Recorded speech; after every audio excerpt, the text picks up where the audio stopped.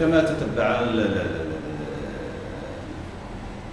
الجمهور والصحافة ملف اليوم اللي هو ملف النصب والاحتيال، فإن الملف تم تأخيره بناء على طلب الدفاع جميعا بعد إدلاء النيابة العامة لخبرة منجزة من طرف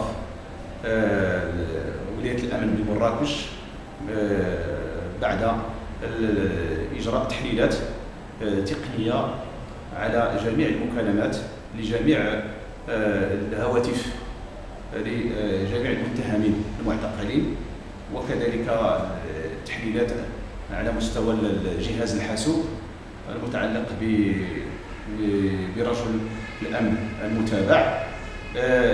هذه الوثائق الجديدة التي ضمت إلى الملف وهي وثائق ضخمة اقتضى نظر الدفاع تأخير هذا الملف للاطلاع والتفحص والبحث عن جميع المعطيات الجديدة التي تم إضافتها في هذه الخبرة.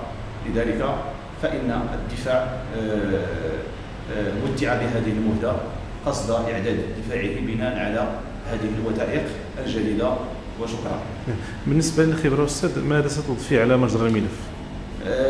الخبرة جوهرية في الملف، باعتبار أن هذه الخبرة هي التي ستحدد جميع العمليات التي تمت منذ بداية العمل ديال هذه المجموعة، وبالتالي فإن فيها واحد الجرد كرونولوجي الاتصالات المعلومات المعطيات.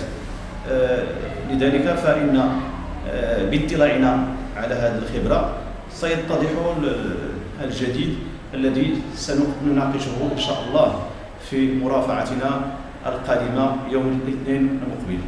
هل بالإمكان أنهم بعد اطلاعكم ستكون هذه الجلسة الخامسة جلسة حاسمة والحسم في هذا الملف؟